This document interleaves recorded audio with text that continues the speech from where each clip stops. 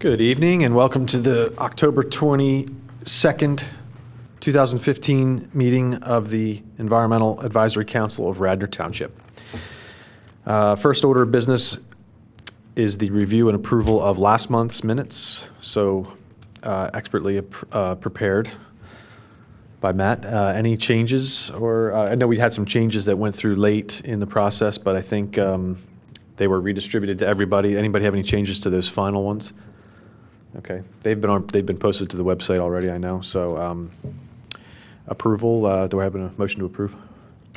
And a second. All in favor? Aye. Do we have a copy of the resolution? There was a copy. There was a copy of the.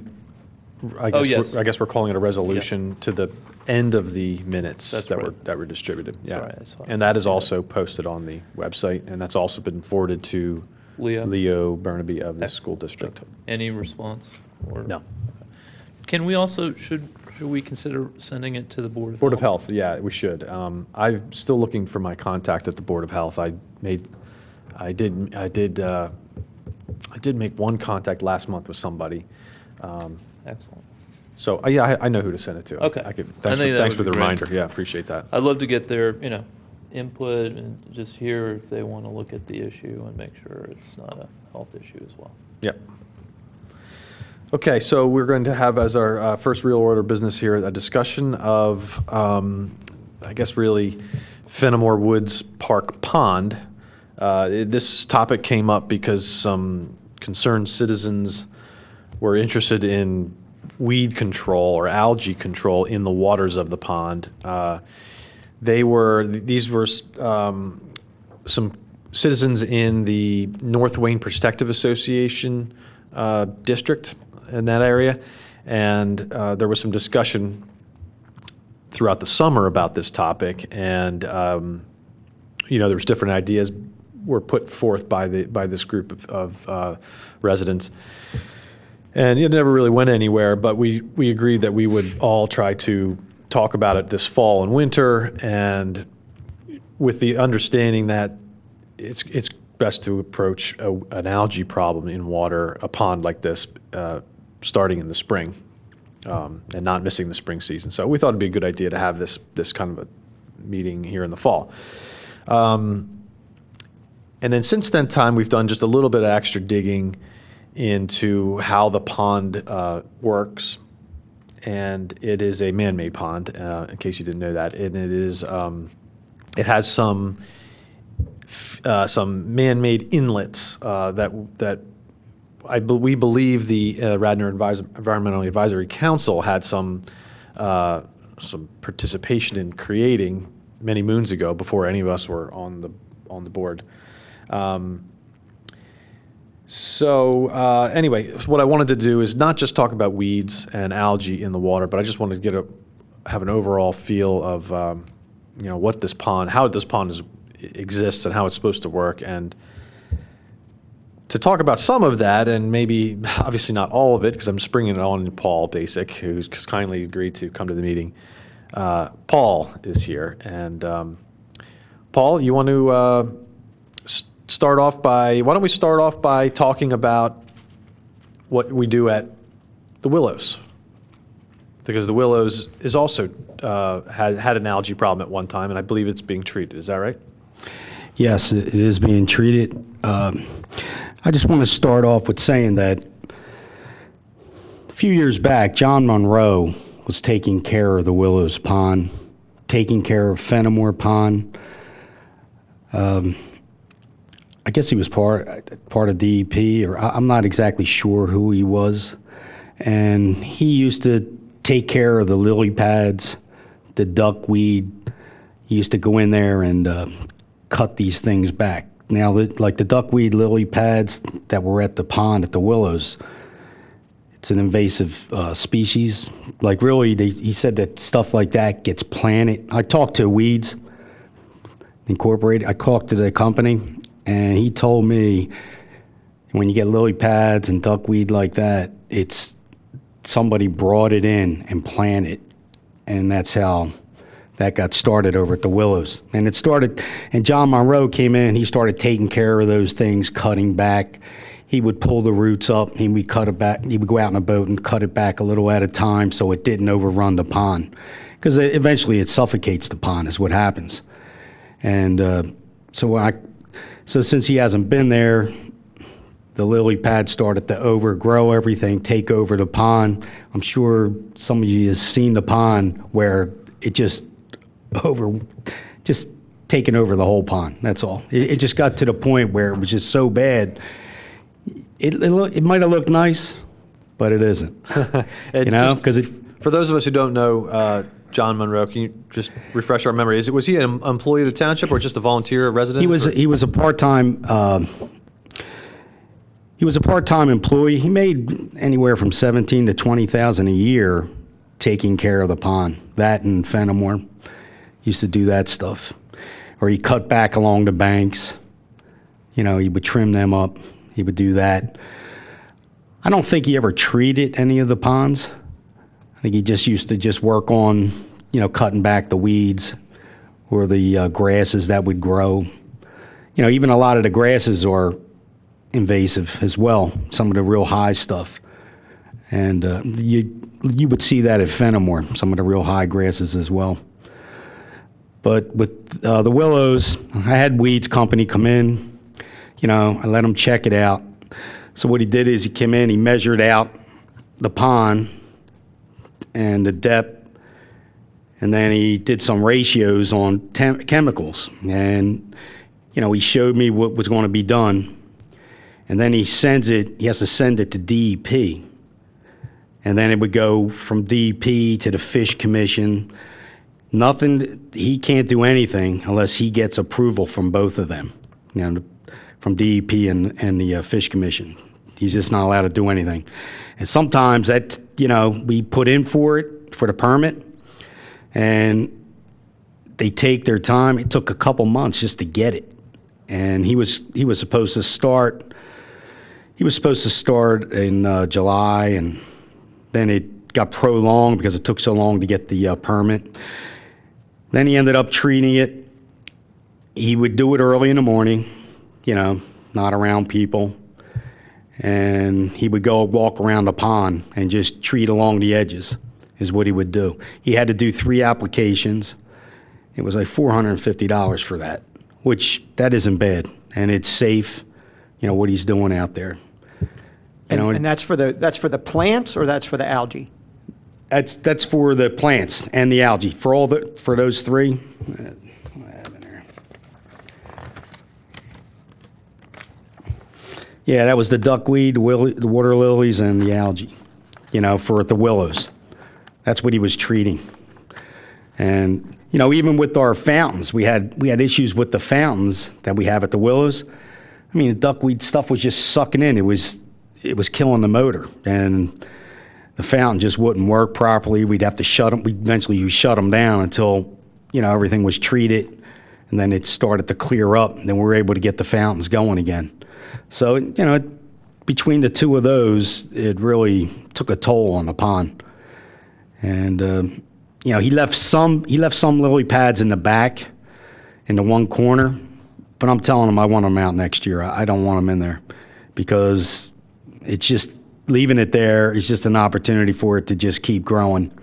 I'd rather it, be out of there. So that's the situation with. We noticed on that application, because you did forward that PADEP. Yeah, I sent it to everybody. Did you all get it? Yeah, we did. Good. Thank you. And we noticed that we saw both Fenimore and willows on that application. Now, the reason I asked him for a price, and he sent me the price, but he said he goes, right now, you're at the end of the season. I don't want to waste your money. He goes, there's no use to treat it. Just leave it go till next year, and then we'll start again, he said. So, and he would do the same.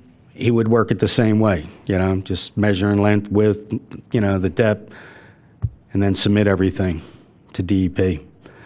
And, so I just told him I'd like to get that involved just as well as Fenimore next year, to have 2 of them done.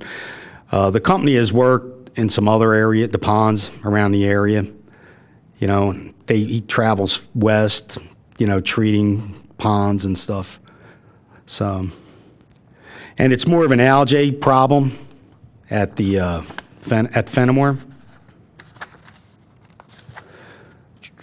And there's just pond weeds. It's I don't know what exactly pond weed. I guess it's just some regular weeds just sitting up. I mean, you don't see it nothing like the willows, Generic like duckweed. pondweed. Duckweed you could see starting to filter up, come up, towards the surface. So. I don't know if we have any resident experts in pond weeds here on this board. I made a trip out there a couple days ago just to see what it looked like at this time of year, and it has cleared up significantly since the summer. Did you notice that too, Sloan? Yeah. But if you go towards where the outfall is of the pond, there's still some of that floating, like, pencil dot size lily pads, you know what I mean? They're real tiny little things. So. Yeah, that's like the stems of it. I mean, it's the ends of it just where the pads fell off. And they're just dying, they're just poking, they're just sitting up. Right. By next year, you won't see them anymore. People will be able to go back ice skating again, and especially the kids playing hockey down there. Yeah, I just wanted to make the point that if some of our people who are listening go out there and look, they would say, "Hey, there's not a weed problem here," but there is in the summertime. I can assure you that. The thing looks like you could walk across it. Yes. Yes. Yeah. Well, can you talk? Do you have any recollection of the reed beds that were installed at Fenimore back in the day? Were you with the township at the time? Yes, I was with the township, but I wasn't part of any of that. I went over and I checked them out today. I went through, I dug down, checked it, see what type of surface we had in there. And what I found was the whole shell of it is actually, it's blacktop. It's like 18 inches deep, maybe 20. And it's rolled. It's like a rolled curb going around. It's all squared up. And then there's like 12 inches of material in there.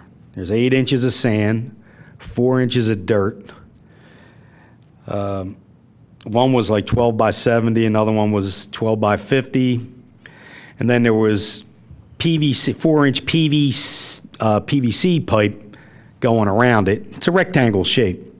And what it looked like it was doing is taking runoff off of Shimoni Road, and when it would fill, and I guess it would just seep through and then slowly penetrate, and it'd be like a little grate to where it would move to one end, and there'd be a pipe sitting out in the pond, and the water would just filter through. So I guess it was like filtering the water, dropping it in the pond, cleaning it up is what it seemed like it was supposed to do.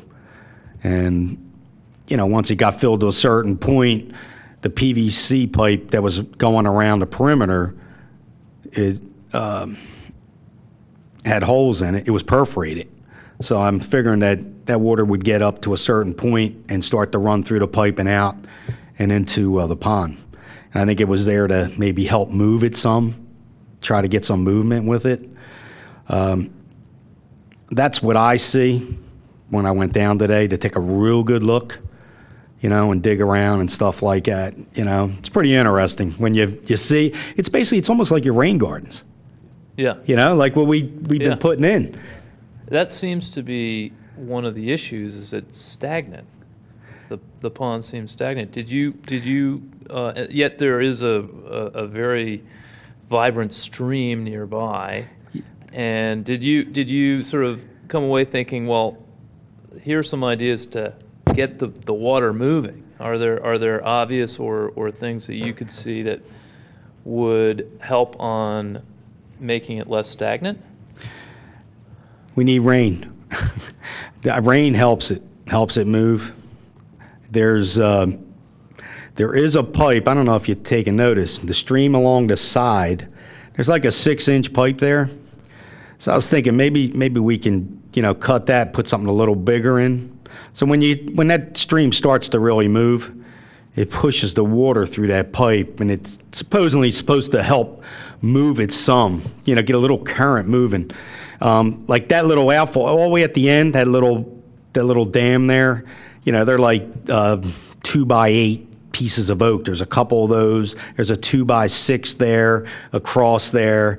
It's not a whole lot. I mean, you could pull it out, and I'm sure it would move some of it, but I wouldn't recommend that. I did think about doing it the one time, just taking the 2x6 out, or it's a lot of pressure on the wood. So, but I think maybe if we could just cut that pipe and just put a new one in there, something a little bigger, maybe that'll help. We can use a fern co on the one end and just add like a schedule 35, 40, just a little sturdier pipe.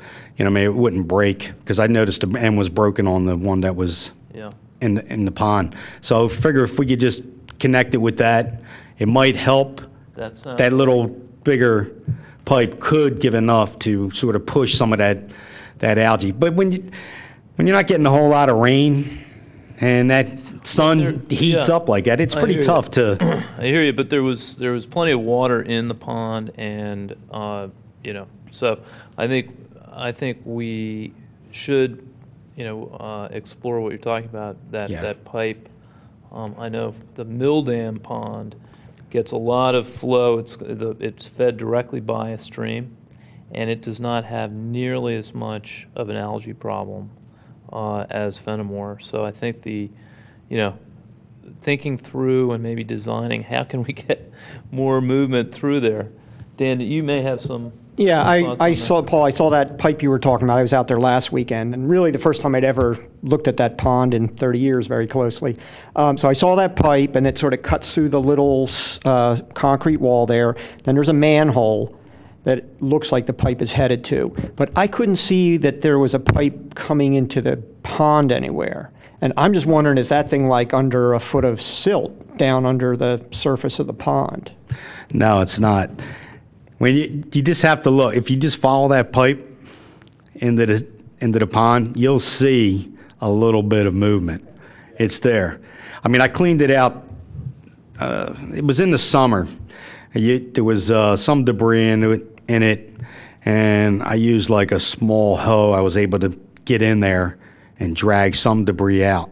So it's there. The end of it's broke. It's cracked off, just a piece of it. But I think if you just put a bigger piece in there, it might help move it a little bit more. Speaking of Mill Dam, it's totally different. You have a stream, if that stream that we have sitting there along the pond, we moved it over in that direction, you wouldn't have an algae issue at all. And that's the thing with Mill Dam. It's right. that has running water all the time. It's nonstop. Well, I think you're onto some good thinking in terms of the existing piping, but maybe even that's not going to be enough, and we'd have to think about something more effective. Would it help to have a little fountain in there? I'm sure it would. I'm sure it would help. I don't know why I keep thinking there used to be a fountain there. I mean, it actually was a swimming pool one time. Because guys used to tell me they used to go swimming there. Because down where that little dam area is, they said there was like a diving board down there, and that's the deep end, right in that area. I mean, guys that work at the township lived here all their life, so they were explaining that to me. Wow. Yeah, I think that's worth looking at as well. Something to get the movement going. If it's a fountain, is it something like that? I believe Steve may have had some experience moving some water around at a pond the township he'd worked at before. So there may be other techniques, but I think all those should be on the table. And I don't know if you're in your recollection, we had a time when there was a lot less algae in that pond. Was to your memory, was when John Monroe was working on it, was it much better, or was it always an algae problem even when he was tending to it? I know back in the day we used to treat it. We used to treat the pond with algicides. Yes. Yep. That's what we used to do. I mean, it wasn't harmful to fish, Okay. anything like that, and we used to use an algicide and put it in there, and they used to help maintain it to keep So- it a lot better. And then eventually, but I don't know if he put it in there, at one Yeah. time. Okay, I'm not sure. okay. So, I think I just wanted to note about this inflow that we have. Well, first of all, that would be news to me if those 2 reed beds were only for runoff from Chamonix.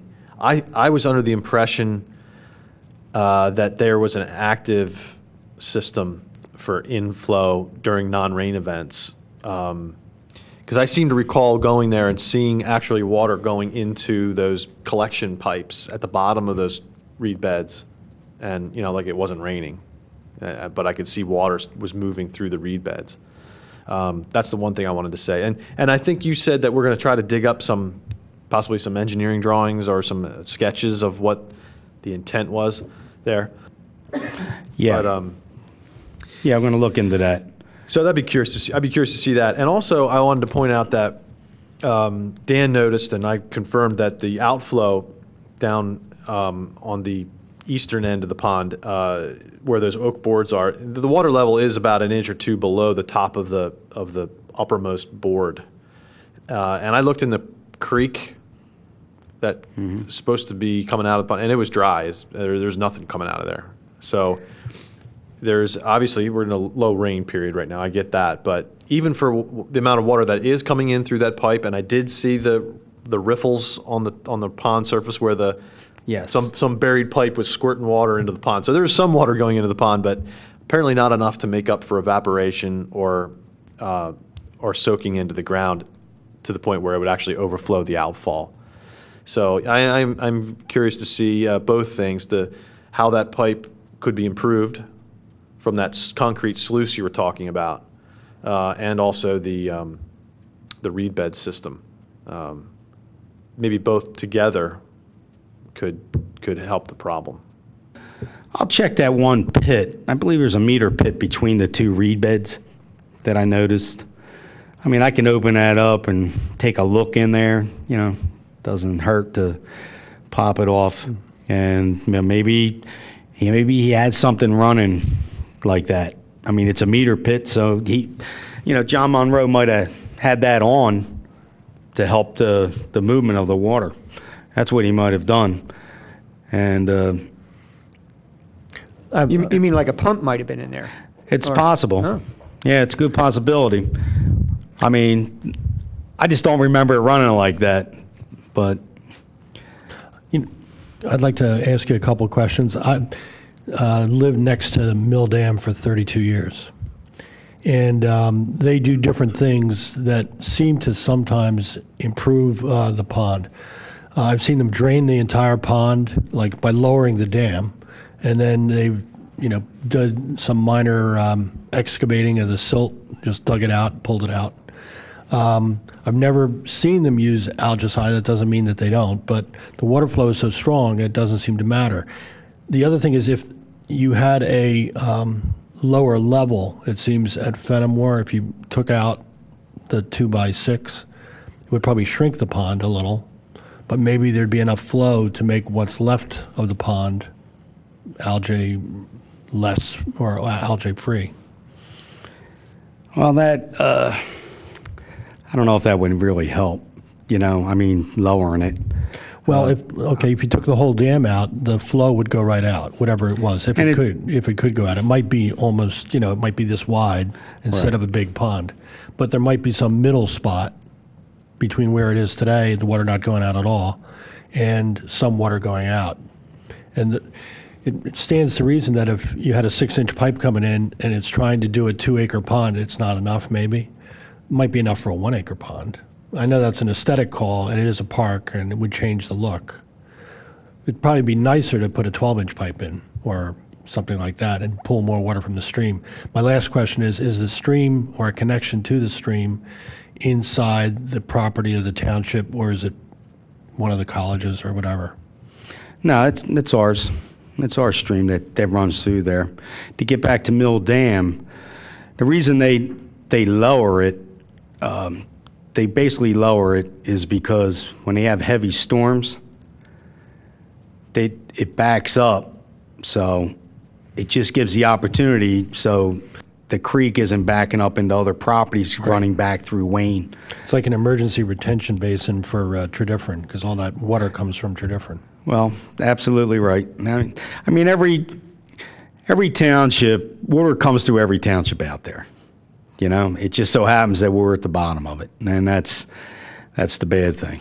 And you know, you always hope that everybody upstream is there to help you. And I mean, I know it doesn't always work that way, but Mill Dam, they'll lower it. It'll help the flooding from anything backing up. Actually, it does help quite a bit, and it keeps them from being flooded out as well. Their pool gets flooded, big storms, and when we get a lot of heavy rain out there, it backs up, fills their pool with mud, and they got to clean it again. So they'll lower the dam. You know, they do it a little at a time. He does it slowly, you know, so it doesn't affect anybody downstream.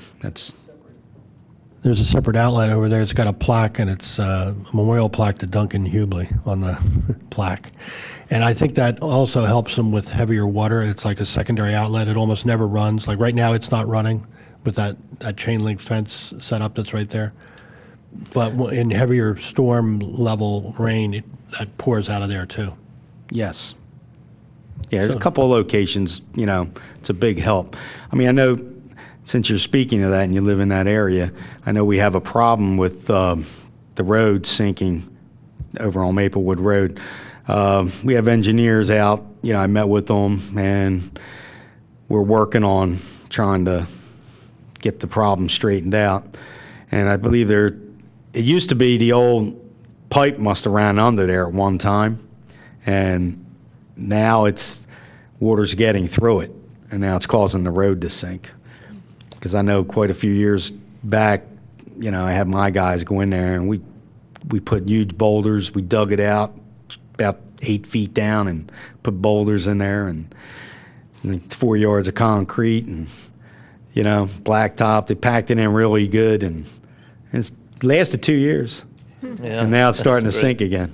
Paul, could I ask back on the Willows treatment? How did that work? Did it do what you'd hoped? Was the treatment effective? The one that was done this summer for the Willows? What was your take on it? Yeah, I absolutely think it worked. Okay. I mean, I think the pond looks great compared to the way it was looking. Okay. I mean, it just didn't look. I mean, like I said, lily pads look great, look nice. You know, you'll see, you know, turtles or frogs sitting on some of them, and Yeah. you know, but turtles more so like the logs. But yeah, it I thought wasn't- it Good. did well. It did its job, but you weren't really treating so much for algae. Pardon me? Did you treat for algae Yeah. as well? Yes. And it worked for algae as well as for It duckweed? didn't. Yes. Okay, good. Yeah. And were there any issues with the treatment? Did you have any Nothing. problems? Nothing. No complaints? dead fish. Nothing. Nothing like No. that.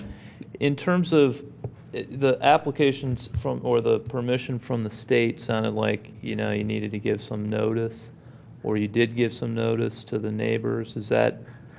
Was that done with? No, we didn't. We didn't do that No? at all. No. Mm-mm. Okay. Would there be a reasonable way to do that? It sounds like fairly serious chemicals are used. Is it something we should consider at least posting a sign or? We could do that next Yeah. time. We could just post around there. I think it you makes know? sense because it's pretty serious stuff that they're putting in. Okay. It also talks about, you know, if there's any fishing, and I think we said there is fishing at the Willows. Yes. I'm not sure whether we're supposed to not let people fish for some period of time after the treatment, or whether it's okay to fish right away. Do you happen to know? I have to read up on that again. I do remember, you know, something about that. Yeah, and With- it was vague in the application stuff, and it sounded like one of the pieces that you sent along made it sound like there were no days that you had to wait before you could fish. But on the other hand, it is serious chemicals, so I think we should be, we should just check Okay. into what, and then maybe posts, no fishing from this date to this date, if that's the case. No, that's a great idea. I mean, he said it was okay. Yeah. I mean, because I asked him, and he says, "Look, everything will be good after a couple hours. I mean, Yeah. it's fine." And that's consistent stuff with like at least that. one of the write-ups in the chemical descriptions, but, I'm not an expert, so it'd be nice to know and double check, so. No, definitely. I'll definitely do that. So I have one other question about geese, because I know when Matt and I went to see Fenimore over the summer on a hot day, there were geese in the then algae-filled pond. Do we know if their presence is one of the causes of the algae there? And if so, is that something else that we need to be thinking about as part of, we were thinking about geese already with the willows. Do we need to, maybe let more grass grow around the edge at Fenimore or do anything like that? I know they say, if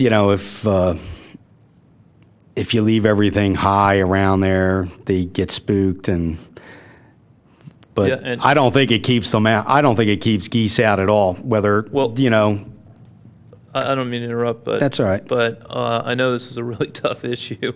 There's probably no solution, but I think the mill dam has less of a geese problem in their pond, and from what I understand, they've done a couple of things that are reasonably effective. I think they've put some decoys, Yeah, there's ducks in there. ducks in there. I don't know why that matters, but apparently that helps. But also they've put a very low little fence around parts of the pond, and apparently that discourages geese because it makes it hard for them to To get out. and in, and so, I mean, it's not so much that you can't access the pond at all, but it is in some strategic spots. It's just a little rabbit fence. So maybe that's a concept. If the thought is, wow, the geese are really a big part of the problem. If they're not, maybe not worth it. But it's, at least that's the fairly low impact approach that I think the mill dam has taken. You may know other. The caretaker has at least one and possibly two dogs too, and he lives there. I mean, Yeah, he And that- lives there. Glenn Glenn takes care of the mill dam. Right. The dogs also help, but that's not.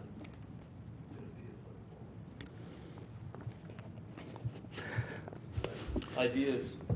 Yeah, I think we are, as a whole, we are supportive of efforts to make this pond, look presentable and, do what it's supposed to do, which is help us entertain our children on Saturday mornings.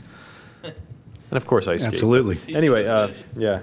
But I would probably, well, I speak for myself in that I would certainly like to know that as it is an engineered structure, meaning it's a man-made pond, I believe the concrete sluice system on the upper part of the creek was probably built around the same time as, or at least right now it's probably serving a function to help us feed the pond with fresh water. I think that it might be part of the pond system. I believe that was redone maybe 20 years ago, 25 years ago, something like that. I think they redid that right around where the concrete dam, how it sits up. I believe they redid that. Yeah. That area there. It does, it sort of feels like it's part of the feed system for the pond. I'm no expert in it, but it kind of gives me that kind of feel for it. I think you're right. I think when they did that with the intentions of adding a pipe to push water down through the pond itself. Yeah. So with that assumption, I would suggest that, like any engineered structure, it requires maintenance and repair and obviously, first of all, a good understanding of how it's supposed to work. So before we went ahead and, or at least in conjunction with chemical treatments, I'd like to have a good understanding that, hey, what the engineered system that's there is adequate and it's working properly before we start throwing chemicals into the water. I'd like to see that we get the pipe fixed if it's broken, or dredge the sluice channel if it happened to be filled up with silt, which it kind of looks to me like it might be filled up full of silt. I don't know how deep it's supposed to be, but I don't know. That's kind of what I'm thinking. I'm thinking let's fix the any kind of engineering problems that are wrong first, and then hit it with some sides. I agree. That sounds good. I mean, we got plenty of time before, spring comes, and, to work on some of these things to get them straightened out so we can move forward. Just another thing is DEP does go around and check these ponds. They called Steve and talked to Steve about some of the things that needed to be done. If you notice, there was this big riprap down there we had built up along the sides because we were having some erosion issues around the little dam, the fall area. And so we had that done. We used like these R7 big rocks and boulders, had them packed in along there to protect the bank. And then they come back and they checked it. They actually came back and checked it. So DEP does show up, and, they make a special guest appearance, you could say, and, without notifying you, and they just show up and take a look around and talk to you and say, hey, look, why don't you do this, cut back this. You have a lot of trees hanging into your stream, cut back some of those. So Have they commented on the algae? No. No? No, they didn't say anything about the algae at all. No, they were more so just talking about, just some of the erosion, do some cement work in some of these locations, remove some of these trees that were, in the stream. I mean, usually we do keep up on that stuff ourselves as well, is removing, trees blocking the stream. So keep things moving. Yeah, well, this is very interesting, and I join Josh in saying it would be terrific if we could really put an effort around looking at the structure and really trying to do something about the algae. The pond's a big part of the neighborhood. Well, I know a lot of people use it, and I think it would really be a big plus if we can get the algae under control and help with the overall health. I'm sure, some fishing and other things would also benefit, as well as it would look a lot better. So thank you for your help on it. You're welcome. Glad I could be of help. And I'll look into some of these things. I'll talk to Steve about a couple of things, like the pipe extending there, and I'll look into the geese and get the plans, try to find some plans on it, on the reed beds. Right. Maybe at some point, we can get you back and you can give us an update on how it's going.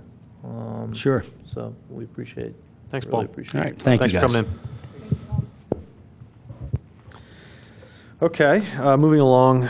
Next order of business are announcements, and I only have one announcement, and that I got from the Pennsylvania Environmental Council website, PEC website. They announced that that Peck and Villanova held a urban stormwater partnership.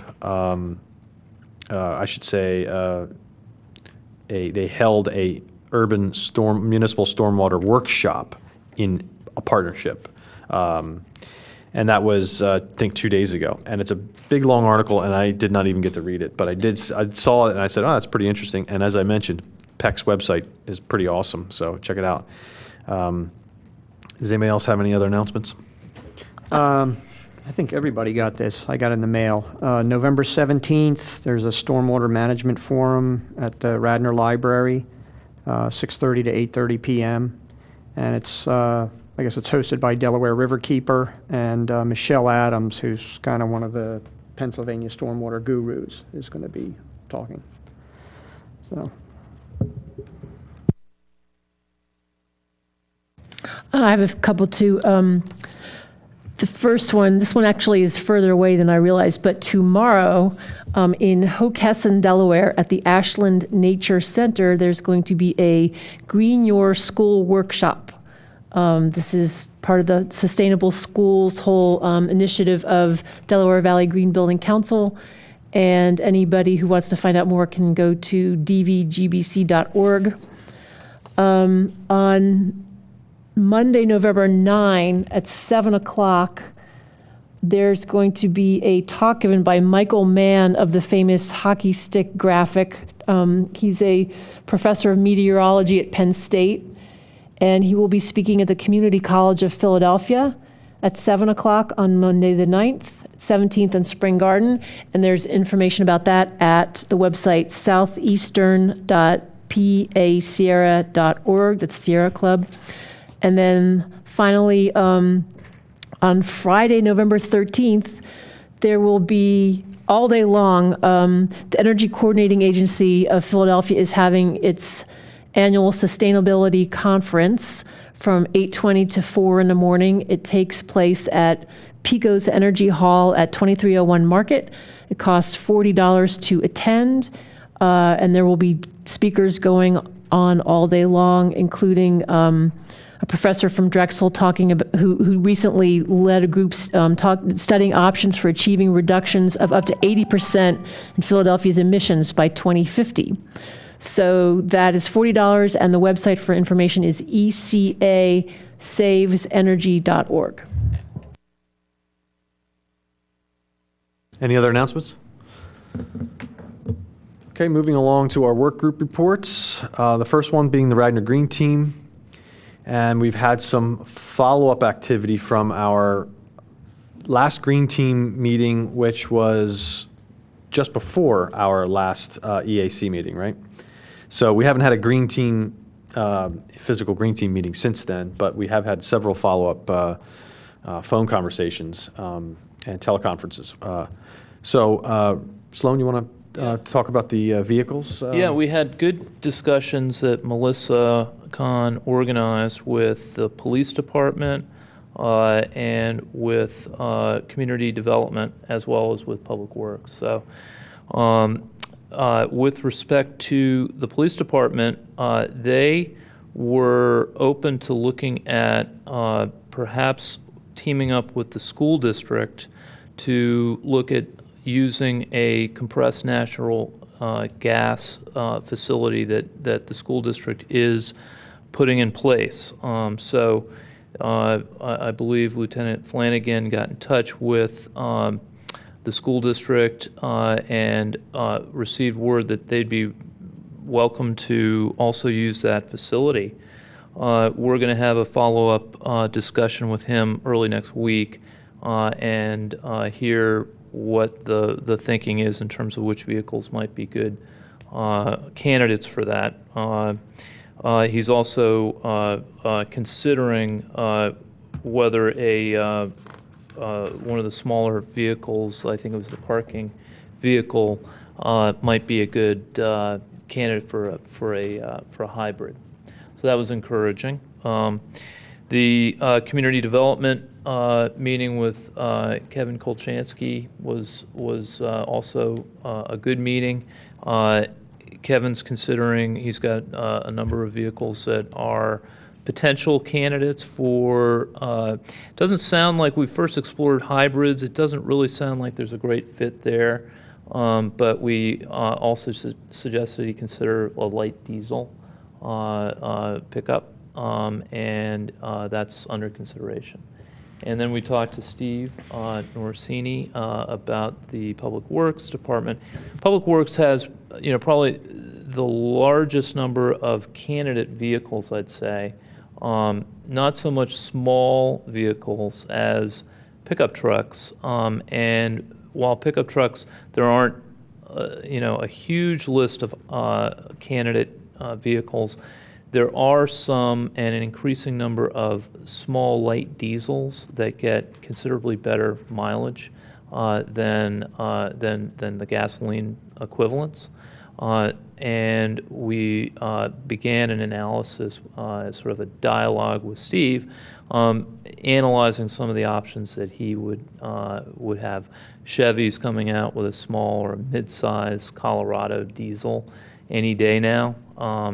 And Ram has a full-size diesel that has a very efficient eco-diesel option. So we've begun a dialogue with Steve on that front, and we're going to have a follow-up discussion early next week. So, at least some ideas are getting kicked around. I think everybody seemed open to, thinking hard about it, and hopefully we'll be able to actually get some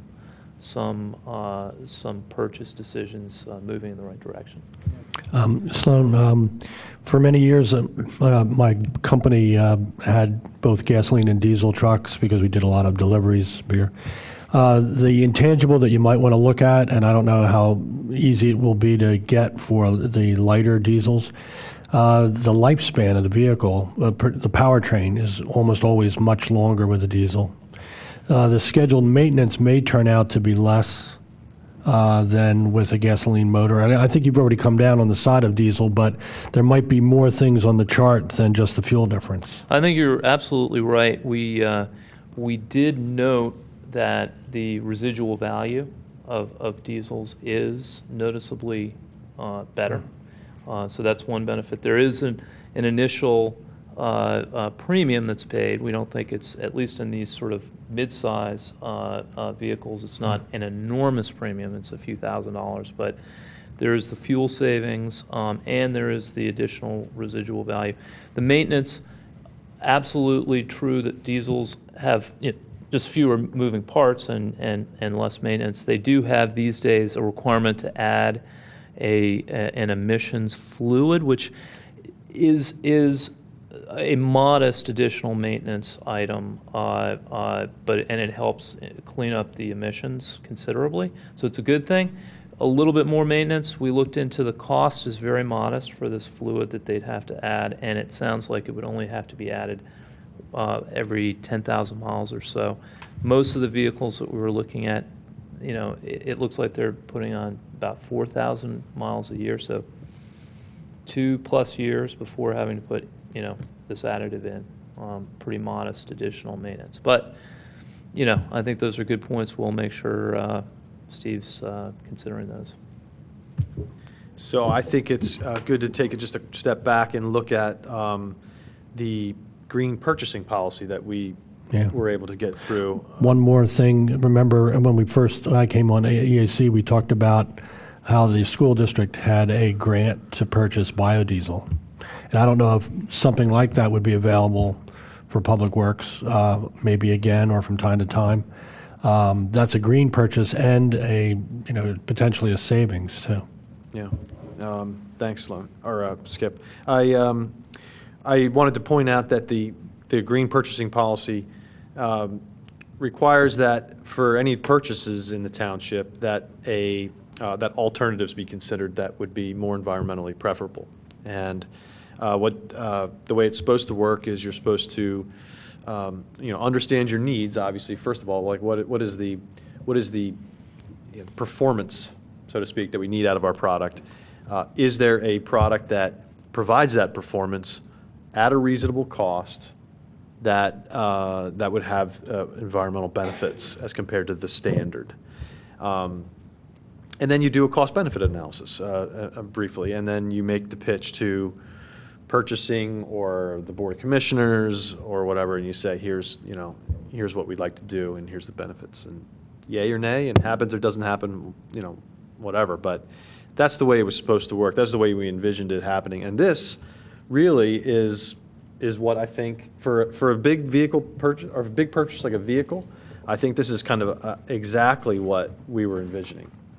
And this was a few hours of research between Sloan and I, a few hours of putting together this paper. It's something that can be reused over and over again for different vehicles. It's not just every single time you buy a vehicle you have to do this. Most pickup trucks are similar. Right. Most purchases are similar. So I think this is great. It's not perfect, but it's a start. It's a good place. It's a good place to start. It's a good analysis to look at. And Steve wanted it. He asked for it. Yeah, he did. And hopefully it'll be helpful in his thinking. And I think as I said, this is more than just one vehicle. He's got the township has 14 pickup trucks just in Public Works. So if we can move in a good direction, they're not going to all be replaced in 1 year, but if we can move in a good direction. This year with one or two, it could have a bigger impact over time. You also did some calculations on the tons of Yeah. emission. I'd like to actually just read you the summary of this. It's 2 pages long, but the summary is only a paragraph. And again, this just to give you a background, this was for looking at options for pickup trucks that had about as much torque as the fleet of pickup trucks that they presently have, with the understanding that they like to put plows, snow plows on the front of these things. Tow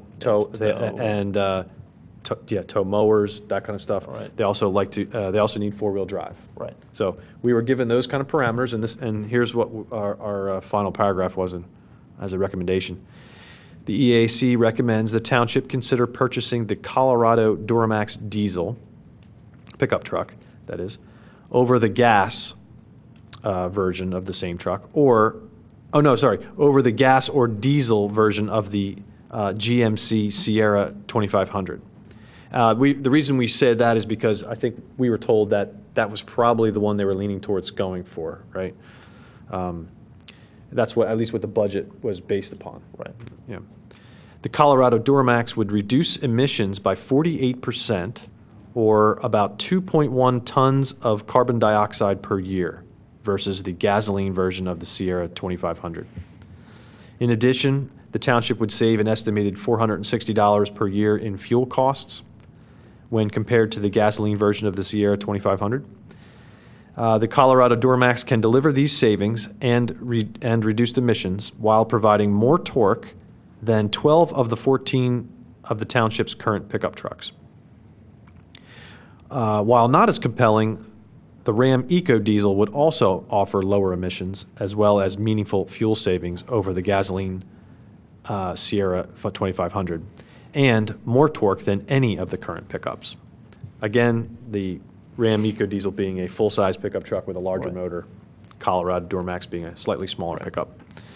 So in summary, $460 of operating cost savings, 2.1 tons per year of carbon dioxide savings, and then we did a residual value analysis that I guess it looks like the residual value would be higher than the Sierra 2500 Gas. The gasoline version at a similar purchase cost. Right. Okay, so anyway, that it's great. We sent this off, and we haven't heard back yet, but we assume we'll get some questions. Yeah. Yeah. Yeah, you want to talk in the microphone so they can? Claire? Public Works know the need, budgeted need for vehicles this year? The budgeted need for vehicles? Yes, They do have a schedule of the vehicles that they are. Do we know that? Yeah. We do. We do. They have, I believe, at least one pickup that they do have a budget slot for this year. So you can at least try it. That's right. That's sort of our starting point. That would be great. Yeah. Yeah. Yeah. The way that works, they rotate the purchases through. They spread them out over the. Right. It's not like they were buying 14 pickup trucks all at once. Right. Yeah. Steve and Melissa shared all that, and there is a budget item. I think it's for $35,000 for a new pickup for this year. So it's a live question. They're trying to figure out what they're gonna buy. Now I will say one of the things that could derail this is they purchase their vehicles through a state procurement system, and they get a great discount to retail through that system. We do not know whether these vehicles are available on that system. So one of the things that could either slow us down or derail it is, the state doesn't have any EcoDiesels or Colorados on the system. This year may mean that we come back next year and they essentially get a discount because they piggyback on very large state orders, and the state puts it out to all the townships and say, anybody want to join this order, we're getting a huge discount. Township can raise its hand and say, yes, I'll take one of those. And so it may be that this doesn't fit into that program, and that could be one of the bumps in the road. But hopefully not, and we'll keep pressing on it. Thanks, Lem. Next work group is Sustainable Parks. Dan, can you? Yeah, just fill you in, we talked last time about, could we find a source of some grant funding for some projects, and specifically the meadowization. And I talked to Paul Reset from Pennsylvania Environmental Council. If you remember, he's the guy that came, I want to say it was 6 months, a year ago.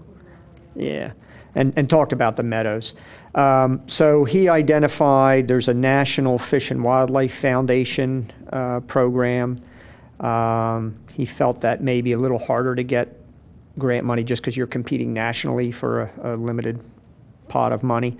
2 state programs. DCNR has a community conservation partnership program, C2P2. And then apparently the Growing Greener grants are still happening. The National Fish and Wildlife Foundation is due in December. And again, all I have is what he told me. I haven't done any further digging on these yet. And then the Growing Greener and the DCNR one are in the spring sometime. So then I also talked to Brian Vidino at the Delaware County Conservation District, and they've got 2 things going there. They have these mini grants that are just $500. They give out $3,000 total a year, actually twice per year, so $6,000 a year. He said a meadow would be eligible for that. And then the other thing the Conservation District does is Tree Vitalize. And those are typically in the $4,000 to $6,000 range, but he's seen requests for up to $14,000.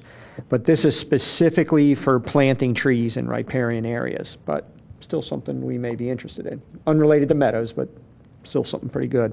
The last round of that was due in September, and I think all of these have sort of a fall deadline and a spring deadline, and we're pretty much missed the fall deadline and everything. So I got to do some more looking. We also talked about, like, is there a minimum starter size for a meadow? And Paul said there's really not, the size is not critical. What's critical is what's around the meadow, because that's where you're going to get the invasives coming in. And so you don't want to sort of, clear out an area of invasives and try and start a meadow. You've got to sort of have the borders under control. So whether you're on a forest edge or up against a road or whatever it might be. But so anyway, I got some more research to do, but it sounds like there's other opportunities out there. And I told both these guys, like, we just don't want to do another Wren grant. It was just too much work and too much time commitment for a few $1,000s. And they seem to think that these were less burdensome that way. Dan, that sounds encouraging and great to hear that there is possibly some money available. But did you ask him, are there examples of towns that are doing this, or anything we might be able to look at, or maybe the township could look at if they want to see one in action? Did he say that? Yeah, I didn't ask this time, but I remember when he was here, he had a bunch of slides. He had a lot of I thought slides. some were local. I'm pretty sure some were local. Something we could take a peek at. Yeah, he did mention, it's kind of the usual. Some people love them and some people hate them. So he advised getting some flowers in there, wildflowers as part of the meadow, and to kind of boost the appeal.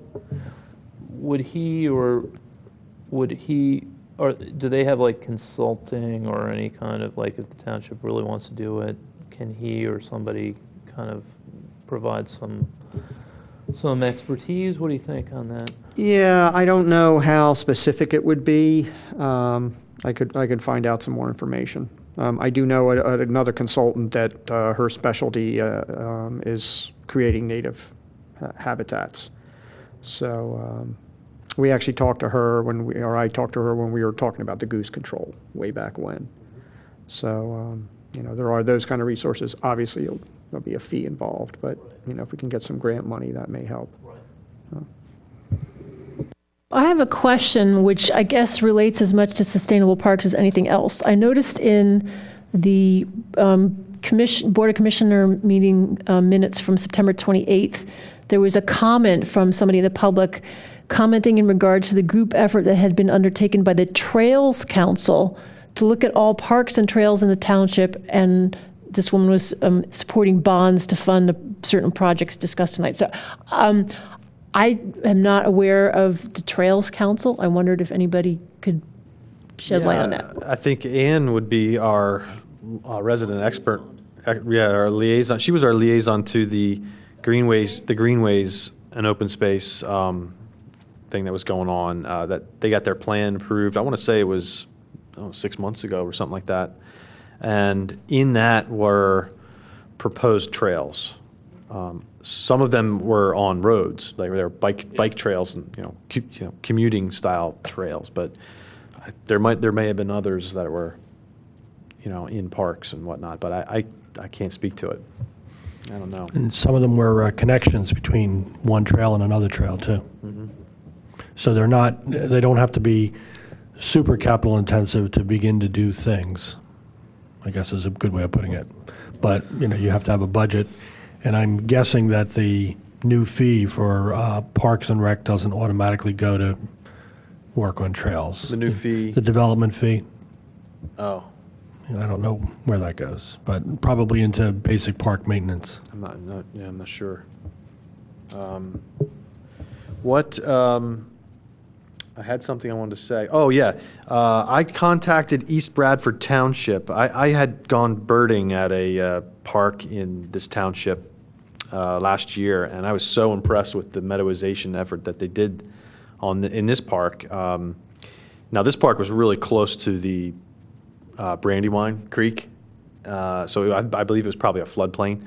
So this was probably the best use for it. But hey, it wasn't mowed, right? It was a nice meadow. So I contacted them about this place called Shaw's Bridge Park, and I got to a bunch of voicemails. I never heard back, but I'll continue trying to get in touch with somebody that has some township that has a functioning meadowized park, so we can get some feedback from the township as to whether there's any additional costs or cost savings or headaches with residents, or increased usage, utilization of the park, that kind of stuff. That's kind of the practical information I'm looking for.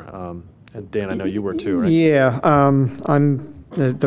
mention of birds reminded me. I'm on the steering committee of Radnor Bird Town, and the last meeting I raised this meadow thing that we were talking about, and one of the guys working at Mill Grove up in Trooper for Audubon said that he's got a whole study that has put numbers to that of mowing grass versus meadows and startup costs and all that. So I've got his email address. I just got to reach out and get a hold of that. But they're all about it. So.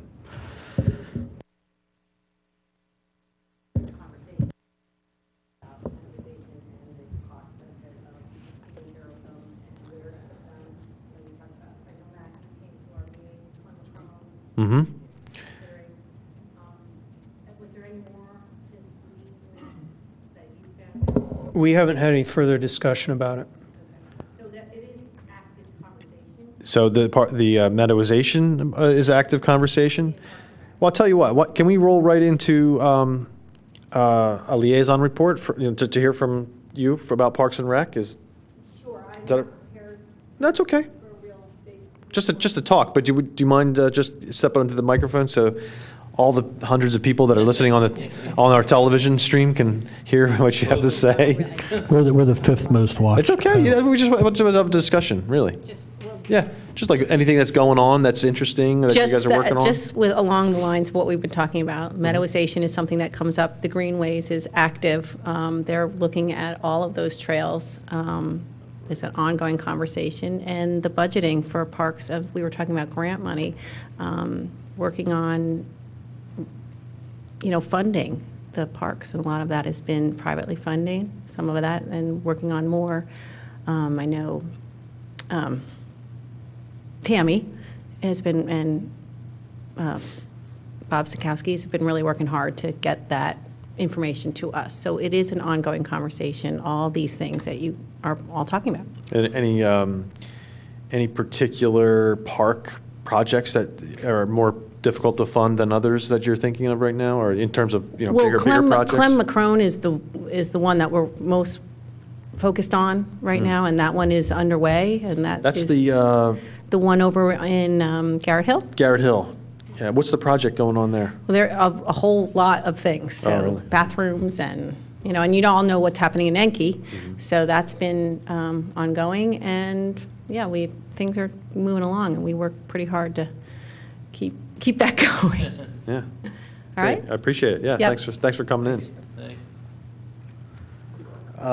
Did I skip over anything? Well, yeah, no, I just want to see if I skipped right over into her liaison report. But how about, so for sustainable parks, I guess we are, love to see that study. That's really interesting. That'd be great to see. And then I guess one thing that we're continuing to work with parks, and we got to make sure we stay on top of this with them so we don't let this slide, is keep thinking about possible spots to try a pilot study out for. And we have yet to put together any formal proposals or even really informal proposals, but that's one thing we're going to need. We're going to need a spot. Actually, we had, last meeting when Luke was here, we had talked, and I think we left it, he was going to sort of check around at the Parks and Rec group to see if anybody had any feeling that a park in their area really wanted a meadow, or didn't want a meadow for that matter. Was there any more input that you know of about that?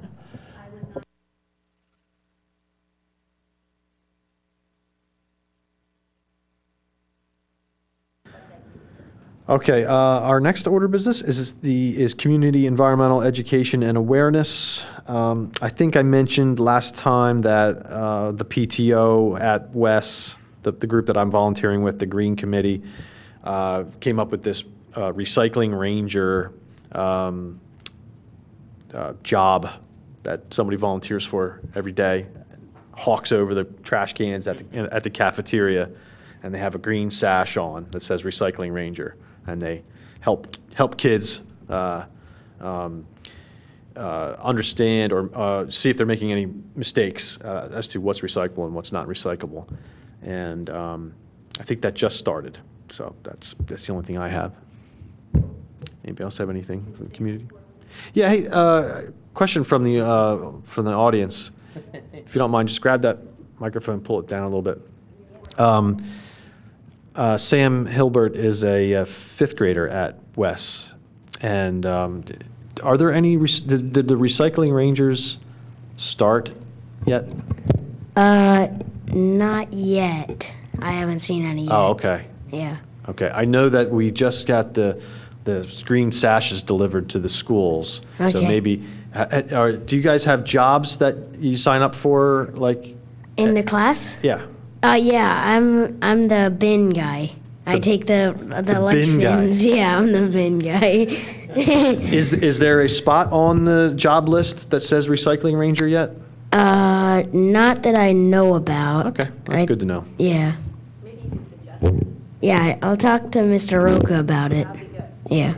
Okay, thank you, Sam. I have noticed also the aides lately. They've been like last week. I've noticed they've seen someone throw a can in the recycling, and they tell them, they say, hey, next time, put that in the recycling. Or before they see someone throw it in, they say, wait, recycling. And like sometimes they tell the Well, that's people. good. Yeah, We need everybody to help, huh? yeah. Excellent. Thank you. All right, you're welcome. Skip, do you have a liaison report for us for Planning Commission? I do. The most recent Planning Commission meeting was 98% devoted to, there was some minor thing we had to do with a sewer module, but everything else was devoted to work on the new ordinance, the overlay district in the planned laboratory area. It's still not ready for a vote, or it wasn't ready for a vote last month by any means in terms of a recommendation to go forward. We're getting more data from our consultant. We asked for more concrete charts and numbers on traffic neutrality, which is probably the most important single piece of the puzzle that we're working on. And we hope to see it, the first meeting in November, or the only meeting in November. At this point, though, I don't have anything, in any major way to report. And Skip, thanks for that. When we talk about traffic neutrality, is that neutral to what is permitted by right on the property, as opposed to neutral to today's traffic flow? Am I right that it's not comparing?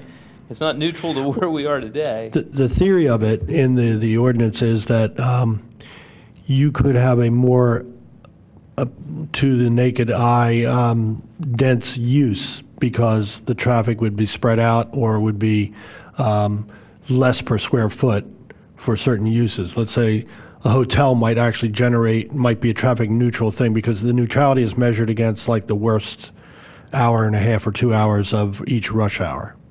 So if hotel traffic is people checking out at 11, or going to an event at night, then that's in comparison not creating an impact in those critical drive times. That's why the over 55 housing is an attractive use because that's really a low impact situation, and you could quote develop the parcels more densely and still have less of a traffic impact than you might think.